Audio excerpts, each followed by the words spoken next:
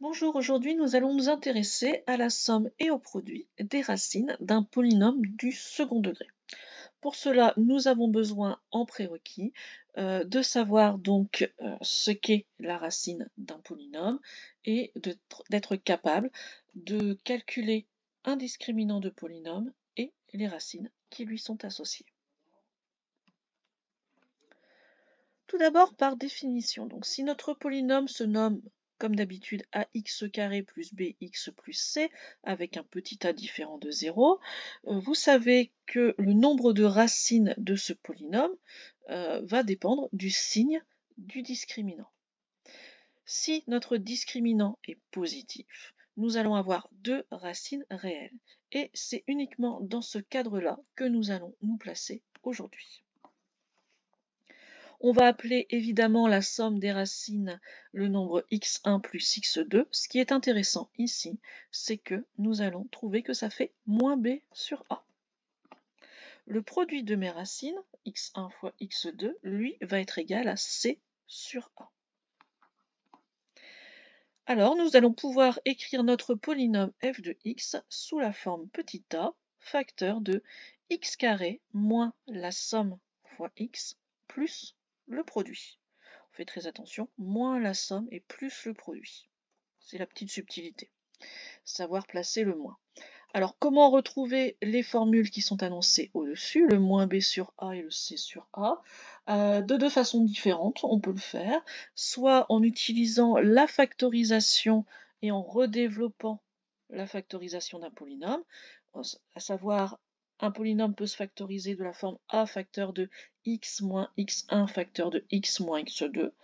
En développant et en réduisant x moins x1 facteur de x moins x2, on va retrouver très facilement ça. Ou alors, on peut le faire aussi directement à l'aide des formules pour calculer x1 plus x2.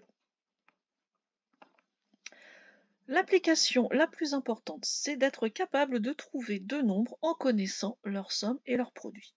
Le plus simple ici va être de travailler sur un exemple. Je prends donc deux nombres inconnus m et n. Je sais cependant que leur somme vaut 4,5 et que leur produit vaut moins 9.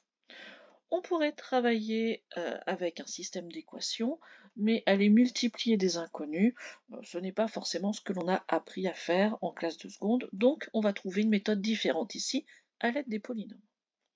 D'après ce qui a été dit dans la propriété précédente, mes nombres m et n vont être les racines d'un polynôme qui va s'écrire x carré moins sx plus p, avec la somme et le produit. Donc en remplaçant, mes nombres m et n vont être les solutions, les racines de notre polynôme x carré moins 4,5x moins 9. Mais les racines de ce polynôme sont trouvables, quoi qu'il arrive, à l'aide de notre discriminant. Donc, en allant calculer notre discriminant b carré moins 4ac, on arrive à 56,25. Et comme delta est positif, on a nos deux racines réelles. La première, on peut l'appeler petit m, moins b moins racine carrée de delta sur 2a.